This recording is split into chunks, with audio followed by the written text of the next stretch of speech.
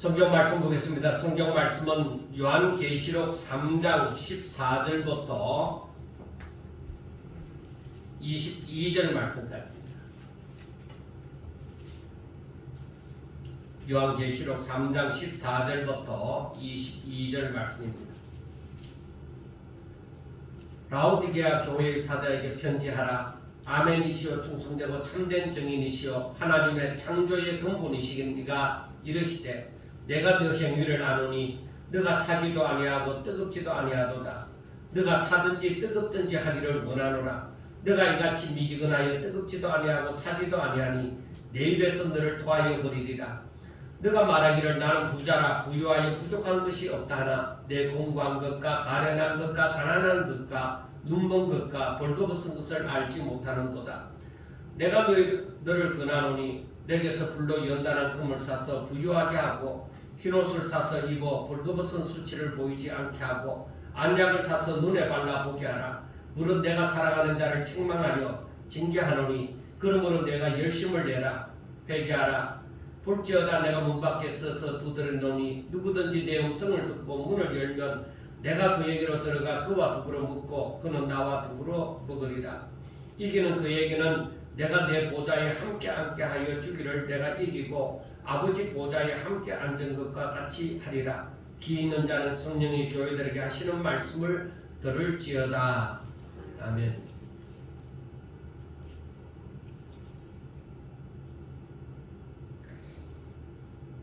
(2020년) 마지막 주일 예배를 드립니다. 그리고 올 한 해를 가만히 돌아봅니다. 1월달부터 지금 12월까지 이 전염병으로 인하여서 많은 사람들이 처음 있는 일이라서 물론 조금씩 이러한 이와 비슷한 일이 있긴 있었지만 이와 같지는 않았습니다. 그런데 지금처럼 온 세계가 이 전염병으로 인하여서 벌벌 떠는 이러한 때는 처음입니다. 그래서 사람들이 어떻게 해야 될지 정말로 정치 지도자들도 감당을 할 수가 없습니다. 어떤 법이 맞을는지 알 수 없어요. 그리고 내년이 어떻게 될지 과연 백신을 맞고 정말 이 모든 것에서 해방되어질지 이것도 알지 못합니다. 어떤 사람들은 얘기합니다. 내년 이때쯤 되어봐야 합니다. 내년 후반기까지 가봐야만 어느 정도 알 수 있다는 것입니다. 백신도 나라마다 어느 정도 받고 난 다음에 그리고 치료제가 어느 정도 개발되고 난 다음에야 이 전염병이 계속될는지 어떨는지 할 것이다. 그렇게 얘기를 합니다. 그렇지만은 사람들이 이렇게 힘들어하지만은 시간은 계속적으로 흘러갑니다. 어떤 사람은 전염병으로, 어떤 사람은 또 노안으로, 어떤 사람은 병안으로 이렇게 죽어가는 사람도 있고 또 새롭게 출생되어지는 아이들도 있습니다. 그리고 이 전염병으로 인하여서 세계가 혼돈된 상태 속에서도 시간은 계속적으로 흘러갑니다. 그러다가 만나게 되는 일이 있습니다. 그것은 우리 주님이 재림하시는 일입니다. 그런데 지금 이 2020년 마지막 주일 예배를 드리면서 이때가 어느 때인가 하는 것도 우리가 미리 생각을 해봐야 됩니다. 주님이 다시 오실 날이 있기 전에 분명히 종말에는 징조가 있다고 했습니다. 예수님께서 이 땅에 오시고 그리고 성천하시고 난 다음에 사도들로 말미암아서 종말을 향한 메시지와 그리고 징조는 지금 부분적으로 지역적으로 이렇게 있어 왔습니다. 쓰나미가 한창 사람들의 관심이 되어졌죠. 근데 쓰나미는 닥쳐도 그 일어난 그 지역에만 엄청난 사건으로 기록이 되어지고 다른 나라 사람들은 우리나라와는 상관이 없다 하는 식으로 놀라기만 하고 그냥 그렇게 지냈습니다. 근데 지금 이것은 쓰나미보다 더한 거예요. 전 세계에 그대로 다 덮여버렸어요. 지금은 사람들이 살아오면서 나의 그때 어른들도 간간히 지진도 있고 또 곳곳에 전쟁도 있고 또 기근도 있고 전염병도 있고 했지만은 사실 전혀 상관이 없는 그러한 지역도 있었기 때문에 사람들은 그걸 보면서도 아이고 저걸 어떡하냐 이렇게 놀라기도 하지만은 또 잊혀지기도 합니다. 왜? 나하고는 상관이 없어요.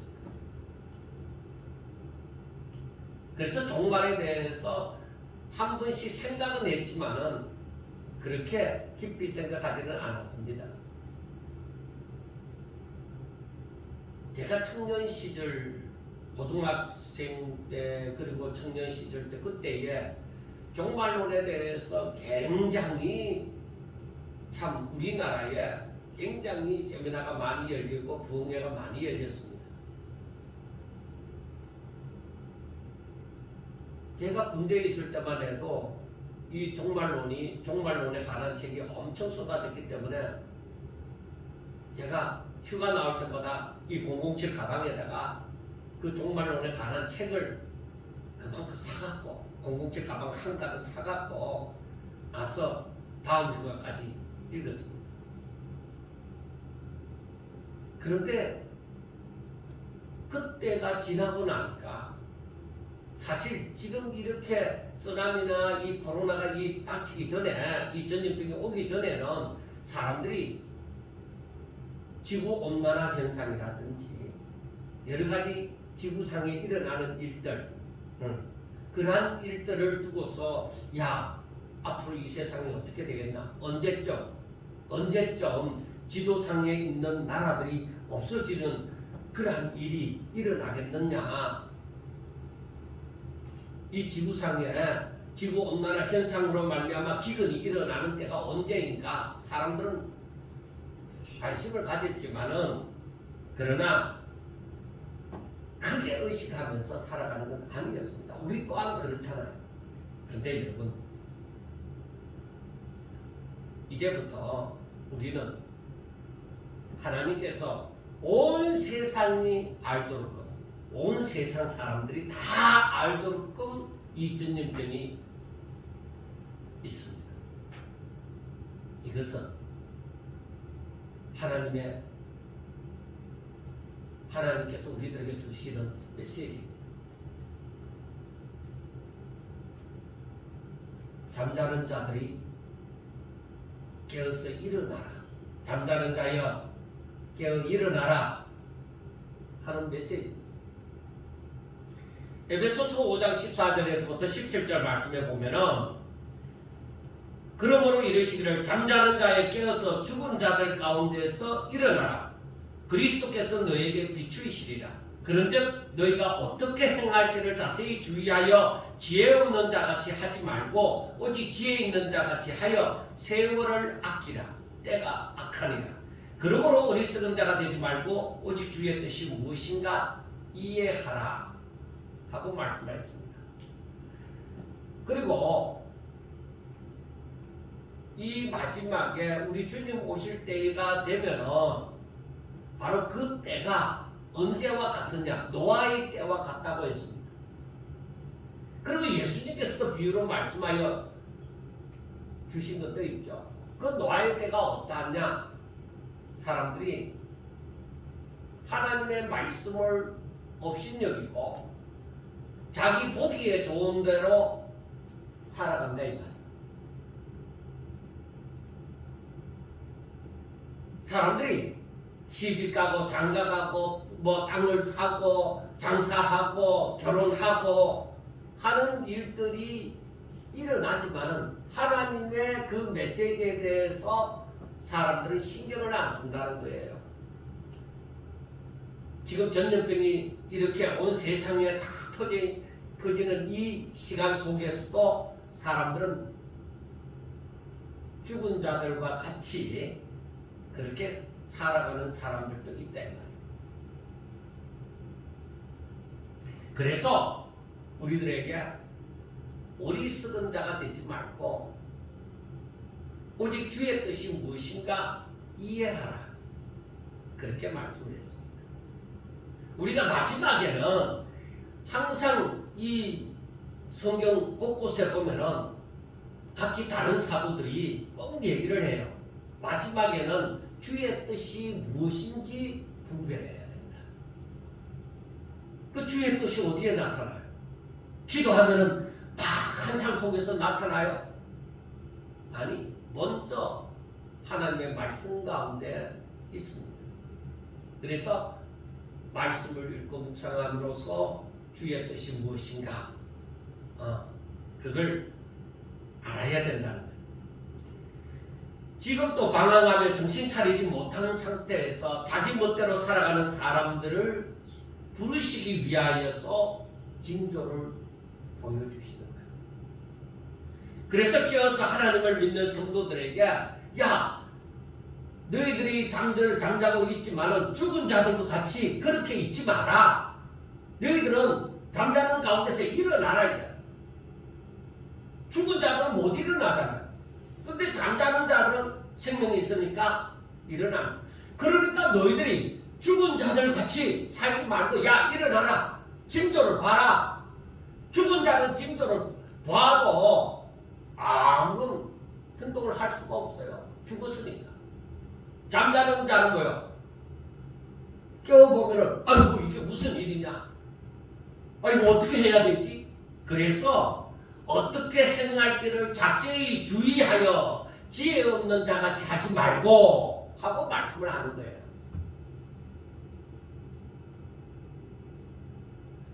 이 마지막에는 하나님께서 추수를 하고 난 다음에 어떻게 해요? 이 키를 가지고 알곡은 자꾸 안으로 모이고 하나님께로 더 가까이 가게 되어지고 쭉쭉이는 밖으로 가는, 하나님께서 점점 더 멀어져 가는. 사랑하는 여러분, 정말 1년 동안 이 전염병이 온 세상에 창궐하는 것을 보고 느끼면서 어떤 생각을 했습니까? 야, 우리 사람이 어떻게 할 수가 있나? 내가 어떻게 할 수가 있나? 그러니까 마냥 어쩔 수 없는 상황이니까 그대로 받아들이고 백신이 나오고 치료제가 나올 때까지 어쩔 수 없다고 하면서 그냥 무덤덤하게 보내시고 계십니까? 여러분, 그러면 안 됩니다.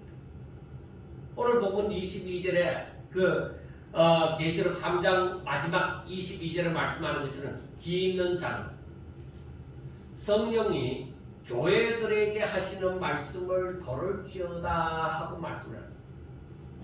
사람이 다 듣고 있잖아요.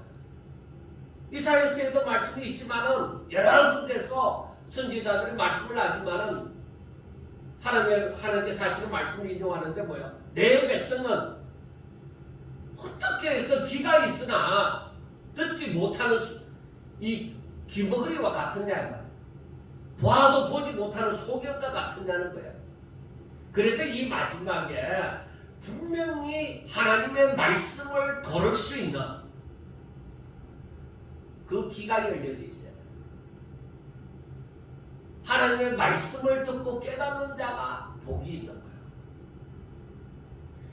성경을 읽어도 깨닫지 못하면은 그 사람은 지각 없는 자와 똑같은 것이죠.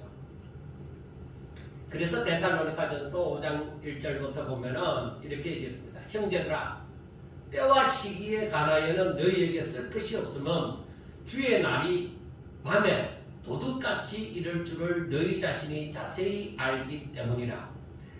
그들이 평안하다 안전하다 할 그때에 임신한 여자에게 해산의 고통이 이른과 같이 멸망이 갑자기 그들에게 이르리니 결코 피하지 못하리라. 형제들아, 너희가 어둠에 있지 아니하며 그날이 도둑같이 너희에게 임하지 못하리니 너희는 다 빛의 아들이요 낮의 아들이라. 우리가 밤이나 어둠에 속하지 아니하나니 그러므로 우리는 다른 이들과 같이 자지 말고 오직 깨어 정신을 차릴지라 하고 말씀을 합니다. 무엇을 말씀합니까? 우리 주님이 오시는 날은 세상이 알지 못해요. 왜? 캄캄한 밤에 도둑이 임하는 것처럼 임하니까 사람들은 모르는 거예요. 그때 우리가 알 것은 여기에서 사도 바울이 분명하게 얘기합니다. 내가 너희들에게 바로 이 때와 시기에 대해서 내가 말할 필요가 없지 않느냐. 왜? 너희들은 주의 날이 도둑같이 임한다는 것을 알고 또 그 징조가 어떠하다 하는 것을 너희들은 다 알고 있지 않는다 이 말이에요. 그래서 너희들에게 있어서는 그 날이 도둑같이 너희에게 임하지는 않는다는 거야. 믿습니까? 그러니까 우리가 오늘날 징조를 보고 주의 날이 얼마나 가까웠는지를 알아야 된다 이 말이에요. 우리는 그냥 마냥 주의 날이 도둑같이 임하리라는 것만 기억하고 있으면 안 됩니다.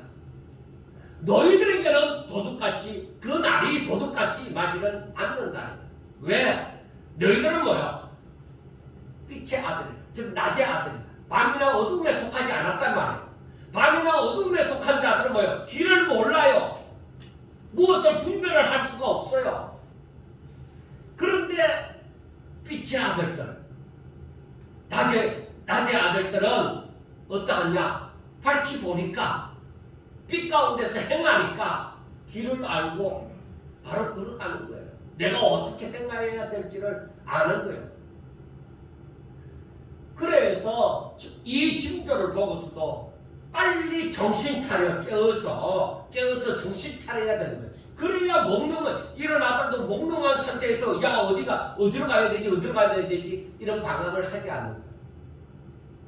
분명히 깨어서 정신 차리면은 주님이 걸어가신 그 길, 이미 말씀하신 그 길을 우리는 걸어가면 되는 거예요. 빛 가운데 행합니다. 그렇다면 그러면 징조를 보아서 알지어다 했는데 그 징조가 어떠한 징조가 있었는데 그래서 누가복음 21장에 보니까 21장 7절부터 13절 말씀에 보면은 제자들이 예수님께 물었어요. 선생님이요, 그러면 어느 때에 이런 일이 있겠사오며 이런 일이 일어나려 할 때는 무슨 징조가 있사오니까 하고 말씀을 했습니다. 그때 예수님께서 정확하게 말씀을 합니다. 이르시되 미혹을 받지 않도록 주의하라. 왜냐? 많은 사람이 내 이름으로 와서 내가 그라 하며 때가 가까이 왔다 하겠으나 그들을 따르지 말라 이래요. 이게 참 이 사람 참 미치도록 만드는 거예요. 왜? 자신이 주라고 얘기하면서 때가 가까이 왔다고, 종말이 가까이 왔다고 이래 점점 날이 더 가까이 오니까 그것으로 사람들을 미혹하게 된다는 거죠. 그러니까 미혹을 받지 않도록 해라. 아무나 자기가 예수라 하고 하면서 때가 가까이 왔다고 해도 그들을 따르지 말아요. 그 다음에 난리와 소요의 소문을 들을 때에 두려워하지 말라. 이 일이 먼저 있어야 하되 끝은 곧 되지 아니하리라. 그러니까 난리가 나고 소요가 일어나는 일이 있습니다. 난리가 나고 소요가 일어나는데 그런데 그게 아직 끝은 아니다. 진행 중일 뿐이다 이 말. 자, 그 다음에 보세요.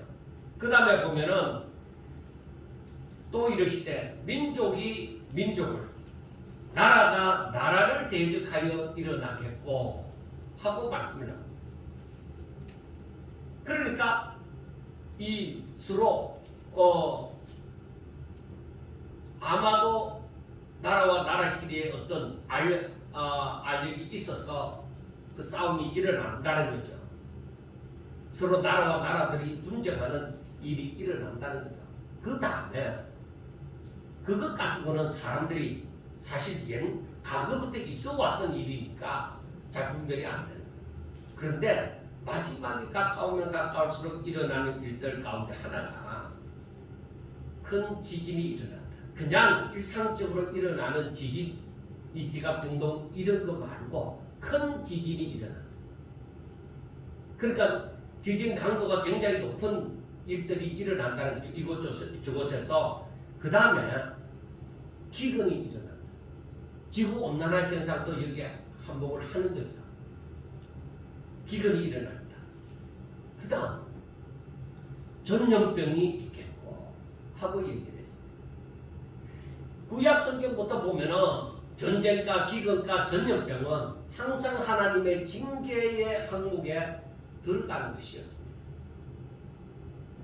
그 다음에 또 무서운 일이 일어난다. 사람들이 지금까지 정말 처음 해보지 못한 그런 무서운 일들이, 보지 못한 일들이 일어나고, 그 다음에 일어나는 일이 무엇인가?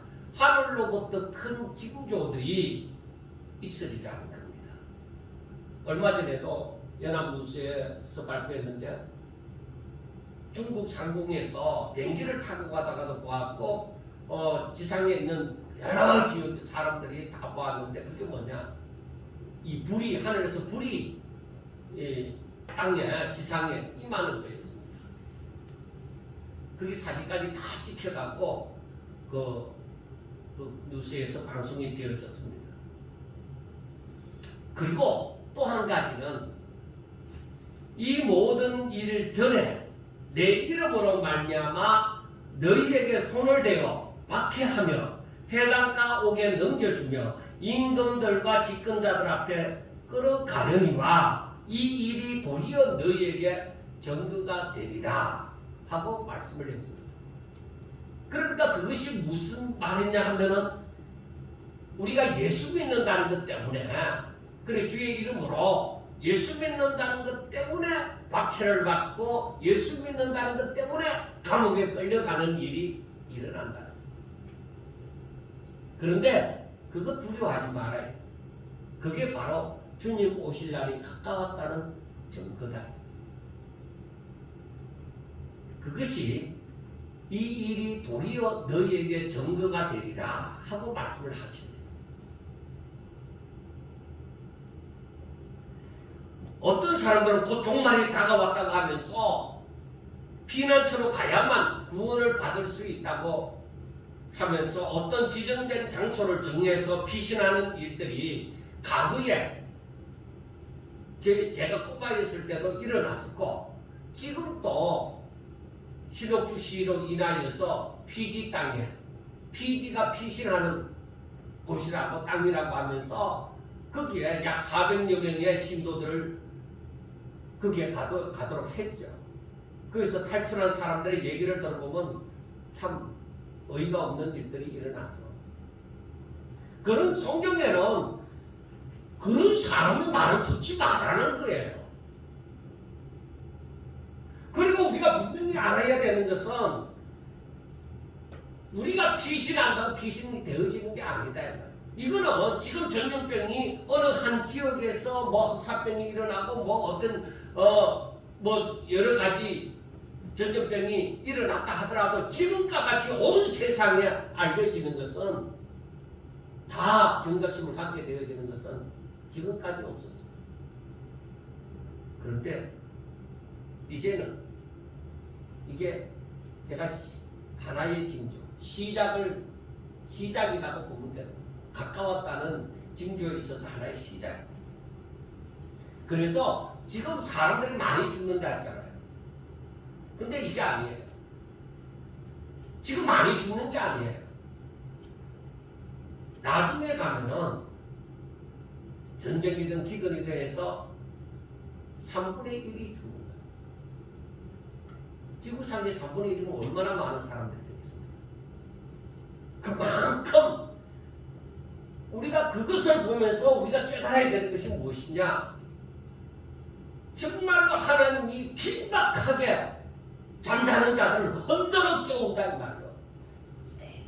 죽은 자들과 같이 살아가는 자들, 죽은 자들과 같이 섞여서 잠자는 깊은 잠에 빠져 있는 사람들을 막 흔들어 깨우는 것이죠. 그래서 일어나라고 얘기하는 거죠. 여러분, 정말로 이 모든 일들이 종말에 일어나는 것을 보면은 이거는 마지막이 가까웠다. 그리고 우리는 각오를 해야 됩니다. 왜? 분명히 고발하는 자가 있고, 분명히 박해하는 자가 있고, 그리고 순교를 당하는 자가 있고, 끝까지 고난을 당하는 자도 일어난다. 왜? 세상은 사단에 속하여서 그의 종로로서 하고 살기 때문에 저들은 무엇을 하는지 모른다.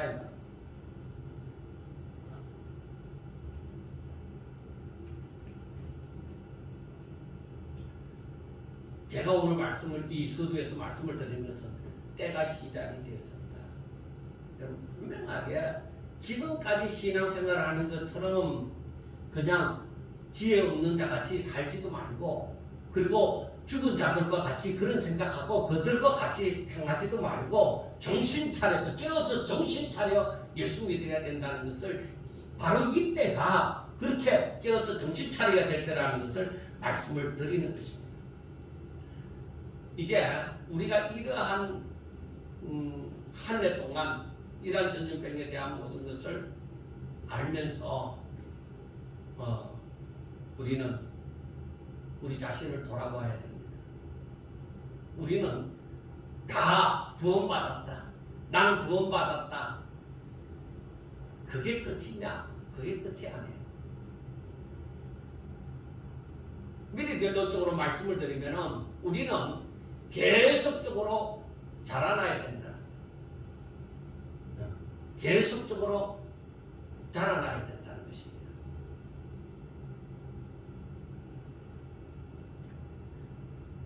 그래서 한 해를 보내면서, 그리고 우리 지금까지 인생 예수 믿으면서 지금까지의 수십 년간을 이렇게 다시금 한번 돌아보면서 우리가 종말을 맞이한 우리 성도의 자세가 어떠해야 되는지 생각해 봅시다. 가장 먼저는 나는 지금까지 하나님을 믿는다고 하면서 하나님과 얼마나 친밀한 사이가 되어졌느냐. 그거예요. 얼마나 친밀한 사이가 되어졌느냐.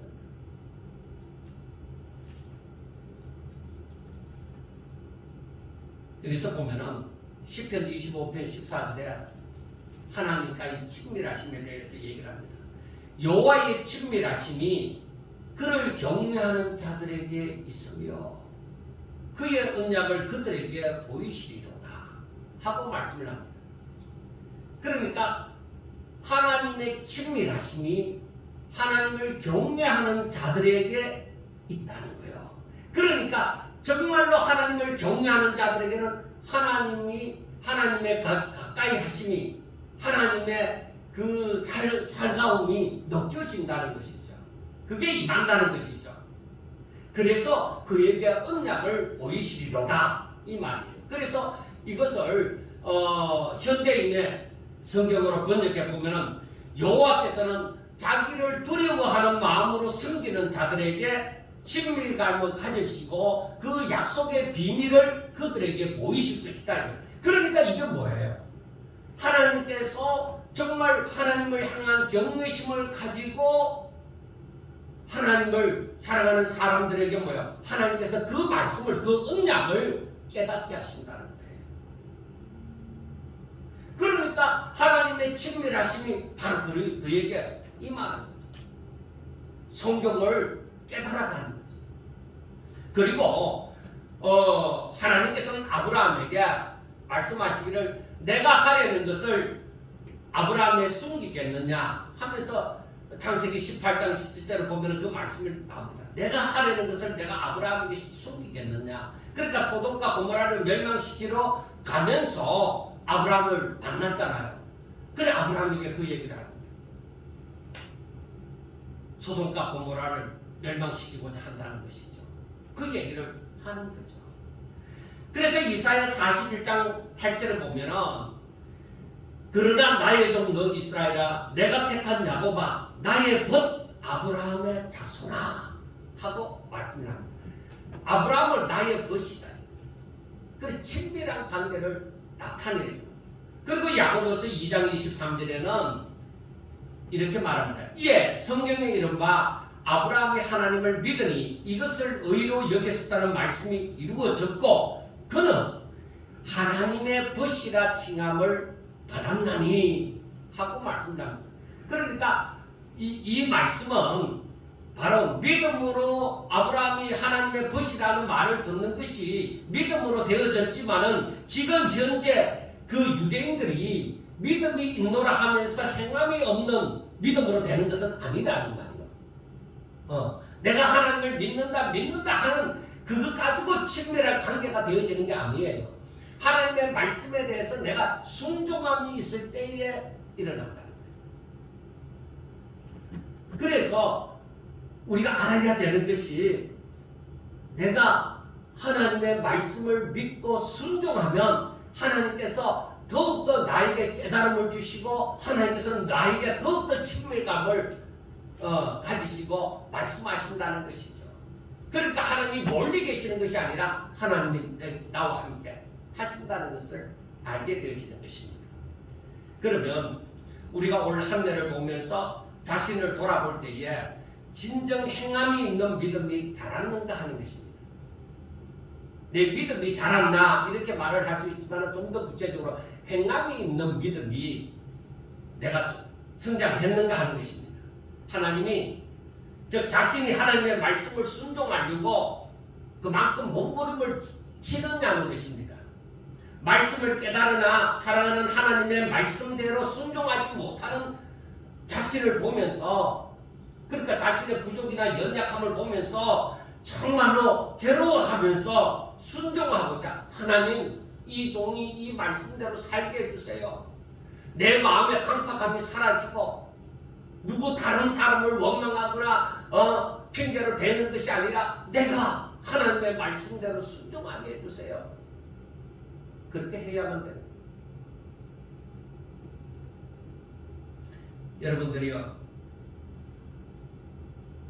여러분들은 하나님을 얼마나 사랑하십니까?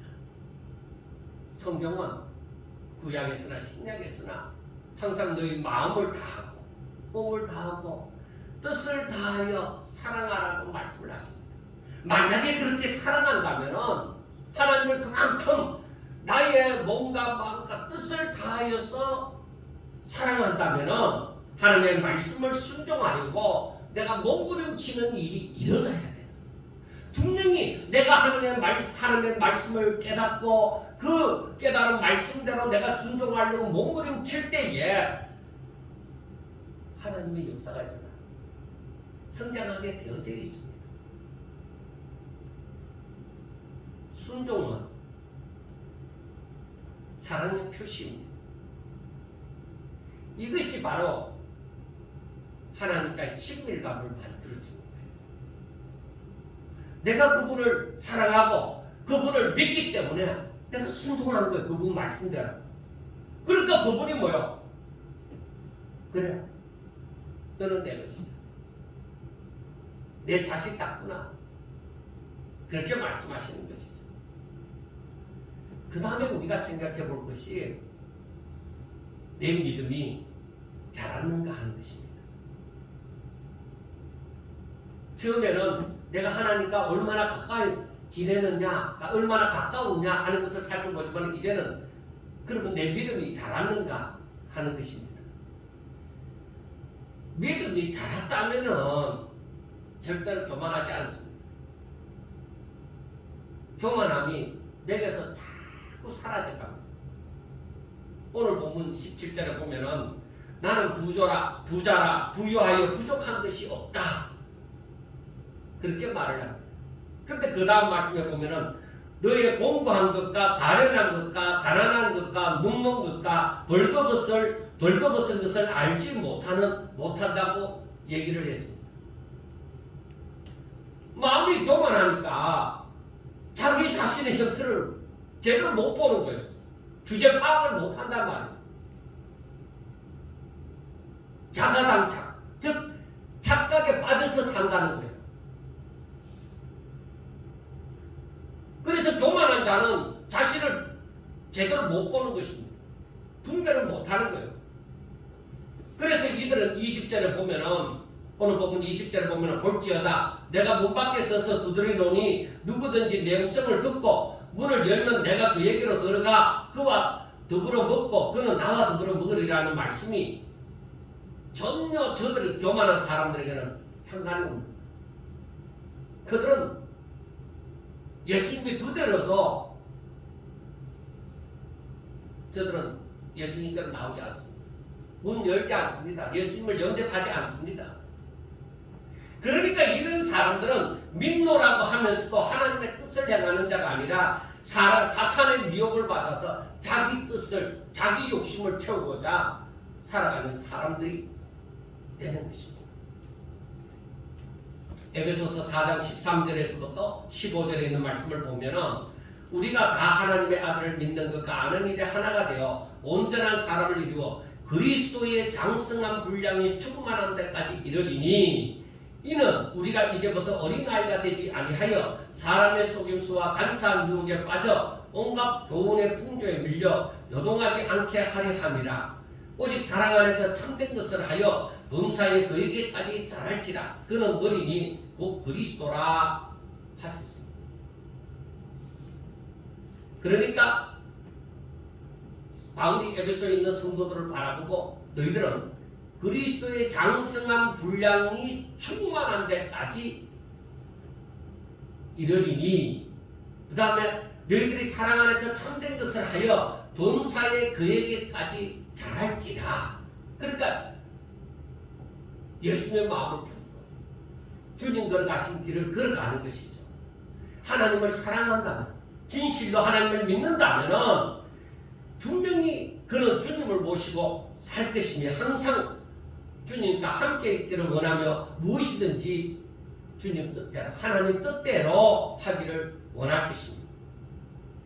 그렇게 할 수 없다는 것은 나의 하나님을 제대로 알지 못하는 것이며 믿음도 사랑도 부족하다는 것을 말씀해 주는 것입니다. 그러므로 우리는 한 해를 돌아보면서 하나님을 향한 나의 믿음은 어느 정도였던가를 생각해 보셔야만 됩니다. 내 믿음의 삶은 어느 정도? 내 믿음은 어느 정도까지 자란다? 예수 그리스도의 장성한 분량이 충만한 데까지 이르리니 하는데 나는 어느 정도까지 이르렀는가? 나는 어디까지 순종을 할 수 있는가? 생각해 보셔야만 합니다. 사랑한다는 것은 믿음이 있다는 것을 말하고 믿음이 있다는 것은 순종하는 것을 말합니다. 그게 바로 살아있다는 믿음, 살아있는 믿음이죠.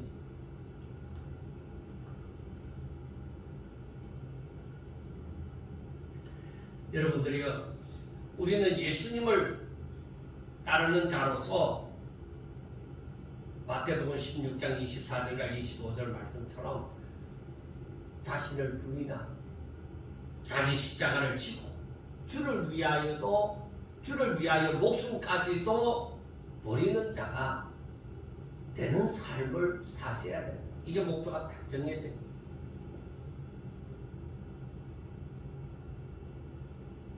나는 그렇게 살 수 있나?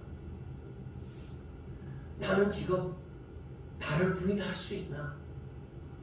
나라는 존재가 사라지고 오직 하나님만 보여도 나는 괜찮은가? 섭섭하지 않는가? 오히려 내가 그것을 기뻐하는가? 오직 하나님의 영광을 위하여 오히려 내 자신을 사도 바울처럼 그대로 드릴 수가 있는가?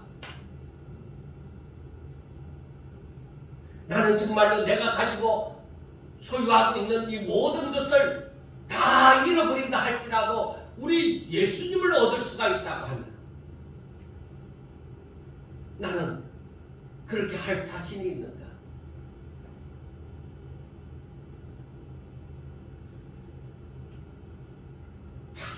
자주 돌아보셔야 되는 거죠. 분명히 여러분들의 신앙이 자라면은 이걸 자주 돌아보게 되어져 있습니다. 나는 어디까지 순종하고 있는가? 예수 그리스도의 장성한 분량에 이르기까지 충만한 데까지 이르렀는가? 아니 그렇지 못하면 어디까지 내가 가고 있는가? 내 믿음이 자랐는가? 하는 것을 꼭 돌아보셔야 돼요. 그 다음에 나는 무엇을 바라는가? 그걸 생각해 보셔야 돼요. 올 한 해만 아니라 지나온 날 동안 특히 예수님을 믿고 난 후로 자신이 무엇을 바라면서 살았던가를 생각해 보셔야만 됩니다. 나는 무엇을 위해서 기도하고 하나님 앞에 어떤 소망을 가지고 나는 살고 있지? 정말 우리는 나중에 죽으면 천국 갑니다 하는 소망을 가지고 있다고 하면은 정말로 그 소망으로 내가 오늘을 살아가느냐? 그 소망 때문에 내가 오늘 믿음으로 살아가고 있느냐는 것입니다. 내가 하나님을 믿게 되어지면서부터 내가 하나님 앞에 바라고 하나님 앞에 기도하고 했던 것들이 대부분 어떤 것들입니까? 이 세상의 것입니까? 아니면 하늘에 속한 것입니까? 성도의 바랄 것은 이 세상에 속한 것이 아니라 하늘에 속한 것이어야만 합니다. 그래서 우리가 로마서를 하면서 계속적으로 보았던 그 에베소서 1장 3절을 보면은 찬송하리로다 하나님 곧 우리 주 예수 그리스도의 아버지께서 그리스도 안에서 하늘에 속한 모든 신령한 복을 우리에게 주시되 하고 말씀을 합니다. 하나님께서 우리에게 주시는 것은 뭐예요? 정말로 하나님께서 우리에게 주시는 것은 우리를 위하여 예비하신 것은 하늘에 속한 신령한 거예요. 하늘에 속한 신령한 거다. 그런데 우리는 무엇을 구했습니까? 하나님이 예비해 놓으신 그 신령한 것을 구했느냐? 아니면은 내가 땅에 속한 것을 위하여서 구하였느냐?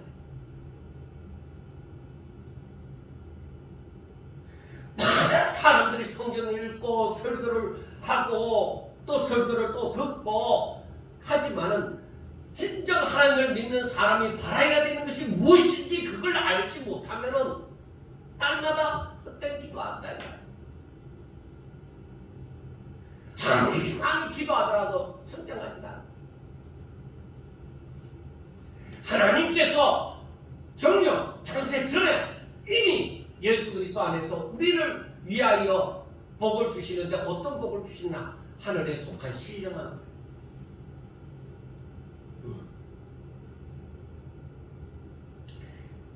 그리고 베드로전서 2장 2절을 보면은 갓난 아기들 같이 순전하고 신령한 젖을 사모하라.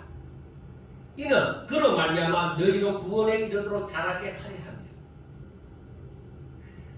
내가 하나님께로부터 말미암아 신령한 복을 받게 되어질 때에 나의 믿음은 자라게 되어지고 구원은 확실하여져 가고 내가 하늘나라를 바라보는 소망이 커져만 가는 거지. 왜? 신령한 것을 아니까. 하나님께서 원하시는 것은 신령한 것에 대해서 우리가 모르기를 원하지 않는다고 했습니다. 그래서 신령한 것을 알아라 이 말이에요. 신령한 것에 대해서 이 영적인 비밀에 대해서 알지 못함으로 우상에게로 끌려간다는 거예요. 잘못된 사상에 끌려가는 거예요. 잘못된 삶을 살게 되어지는 거예요. 그래서 우리가 예수님을 날마다 알기를 원해야 돼요.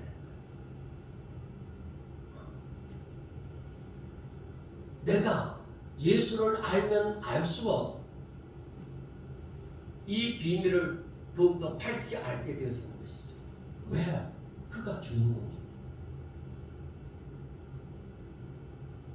모든 것을 예수 그리스도 안에서, 예수 그리스도 안에서, 예수 그리스도로 말미암아 다 이루어진 거예요. 우리는 알아야 돼요. 내가 신령한 것을 알지 못하면, 예수를 더 알지 못하면 살아가는 것은 일상적인 수준입니다. 내 생각, 내 판단. 왜? 예수를 모르는 거예요. 우리가 이 복음의 비밀은 뭐예요? 예수님이잖아. 그래서 사도 바울이 예수님 알기를 그렇게도 원하잖아요. 자신에게 있는 모든 것을 예수가 알기 위해서 모든 것을 해로 여기고, 유익하든 자신에게 유익하든 모든 것을 배설물과 같이 여기는 것은 내가 예수를 얻기 위함이다. 그런데 제가 이것에 대해서는 너무나도 이 말씀을 처음에 읽었을 때는 추상적인 거야. 예수를 얻는다는 것이 도대체 뭐야? 뭐지? 이런 식으로 말을 하면 어떻게 알 수 있을까? 제가 고민을 참 많이 했습니다. 그 추상적인 것이다. 어떤 면에서 보면. 그런데 하나님은 우리 생각 속에서 추상적인 하나님이 아니십니다. 실제하시는 하나님이세요. 그래서 그분이 우리 안에 들어오시면 내가 그 생명을 느끼는 거예요. 그분이 우리 안에 들어오시면 생명을 느끼는 거예요. 그래서 그걸 느끼게 되어지면서 바울이 얘기를 하죠. 갈라디아서 2장 20절에서 말씀하는 것처럼 이제 내가 사는 것은 내가 아니야. 그분이 오셔서 사시는 것이. 나는 그분을 믿는 믿음으로 사는 거예요. 그래서 우리가 예수님을 믿으면서 더욱더 깨달아가면서 또 순종하는 삶을 살면서 나중에 내리는 결론이 아하, 내가 무엇을 할 수 있는 게 아니구나. 내가 무엇을 할 수 있는 게 아니구나. 이것은 하나님의 능력으로 되는 것입니다. 그걸 알게 되죠.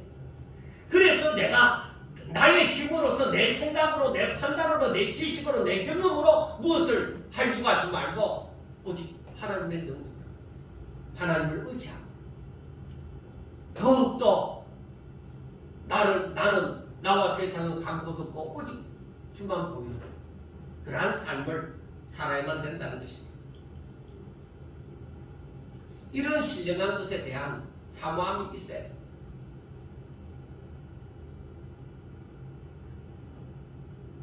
믿음이라는 것이 내 눈에 보이지 않고 내 손에 잡히지 않습니다. 이건 현실적으로 뭔가 느껴지지 않는다는 거예요. 그런데 그 믿음은 현실을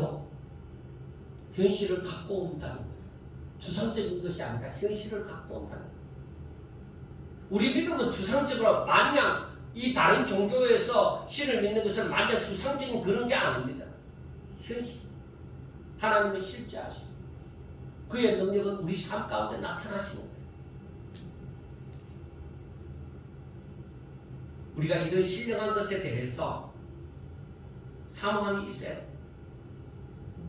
저는 여러분들이 성경을 많이 읽기를 원합니다.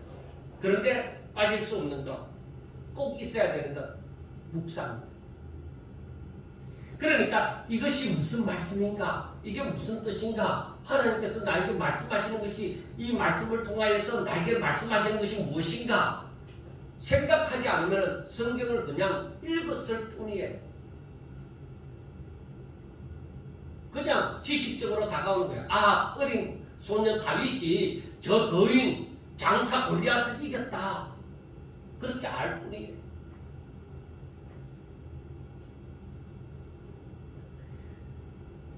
하나님께서 우리를 위하여 주신 복이 바로 이런 신령한 복입니다. 그러면 육적인 복은, 육적인 삶은 어떻게 되느냐 하고 의문을 가질 수가 있습니다. 그것은 예수님께서 이미 마태복음 6장 33절에 말씀했잖아요. 너희는 먼저 그의 나라와 그의 의를 구하라. 그리하면 이 모든 것, 이방인들이 구하는 이 모든 것을 너희에게 더하시리라. 왜? 우리 하나님은 이미 내게 필요한 모든 것을 다 아시고 계십니다. 아시고 계시니까 하나님이 우리들에게 바라는 것은 이 땅에 있는 그 무엇을 위하여서 그걸 위해서 힘쓰고 애쓰고 그것을 바라는 것을 원하는 것이 아니라 정말로 하나님의 뜻을 깨닫고 하나님의 나라를 구하고 하나님의 뜻을 구하는 그러한 삶을 살기를 원하신다는 것. 여러분, 엘리야 선지자가 부유하게 살았습니까? 많은 물질을 가지고 살았습니까? 그렇지 않습니다. 그러나 그가 굶어 죽지도 않았습니다. 오히려 하나님의 뜻으로 그 3년 동안 그 비가 오지 않을 때 그때도 뭐요? 하나님은 아무것도 없는 세상에서 밑바닥 생활을 한다고 말할 수 있는 그 사람과 가부에게서 공개를 받도록 하나님께서 말하십니다. 그게 뭐냐? 하나님의 능력을 나타내 보여주십니다. 여러분, 그러므로 내가 가지지 못함으로, 내가 유명하지 못함으로, 내가 다른 사람보다 나은 것이 없다고 함으로 낙심하지 말아요. 정말로 하나님을 믿고 하나님을 사랑합니다. 염려하지 말아요. 오히려 그 모든 것 떠나서 오히려 하나님 앞에 기도하고 하나님의 뜻을 구하고 하나님, 내가 할 수 있는 게 없습니다. 나는 부족하고 연약하고 세상 사람들, 그 잘난 사람들보다 부족한 게 너무너무 많습니다. 그러나 하나님께서 말씀하셨으니 하나님께서 이루어 주실 줄 믿습니다. 하는 것입니다.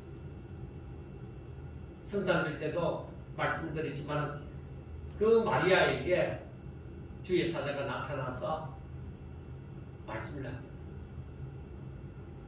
하나님의 은혜를 입은 자여, 내게 복이 있다.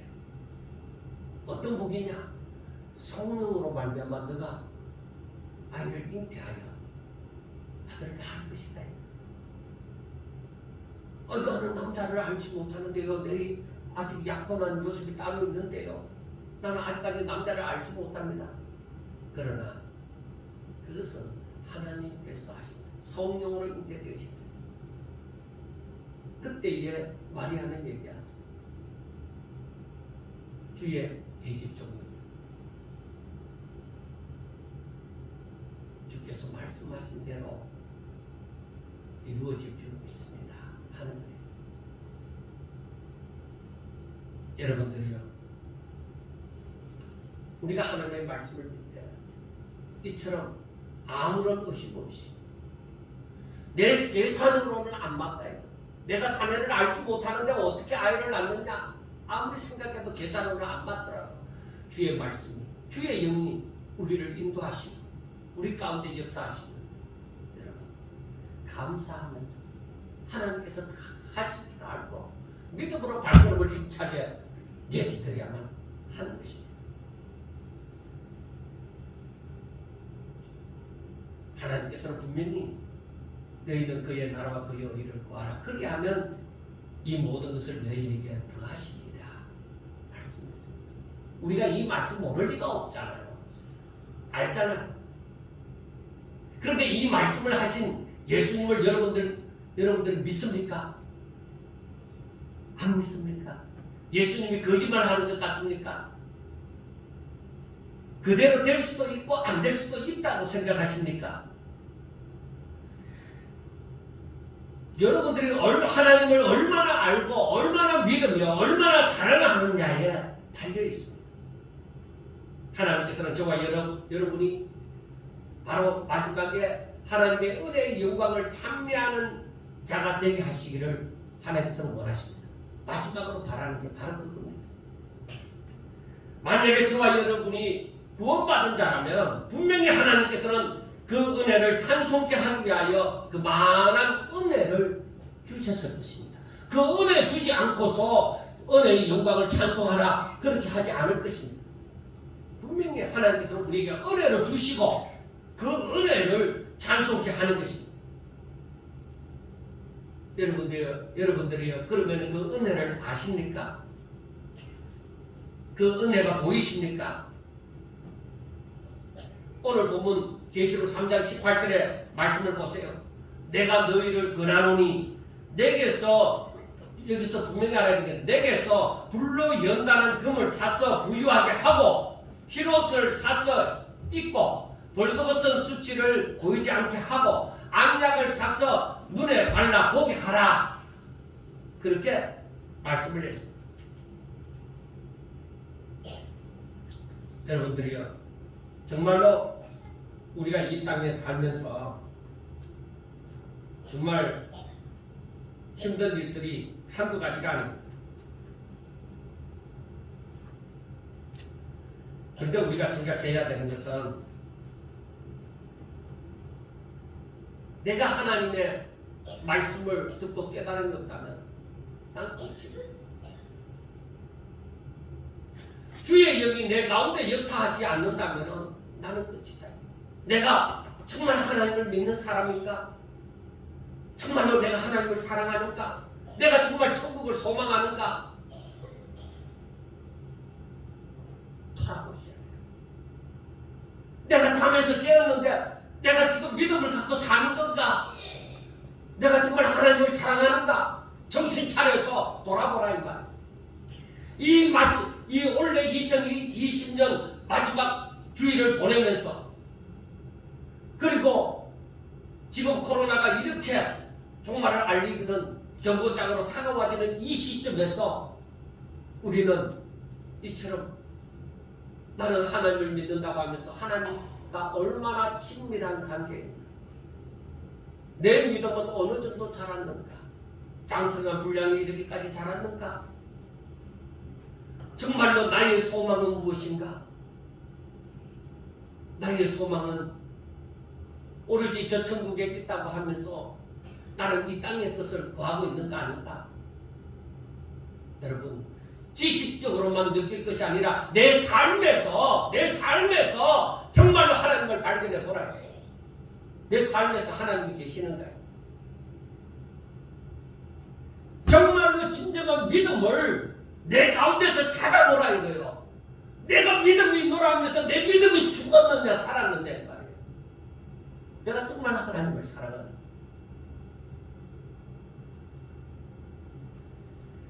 그래서 오늘 말씀에도 말씀을 하는 거예요.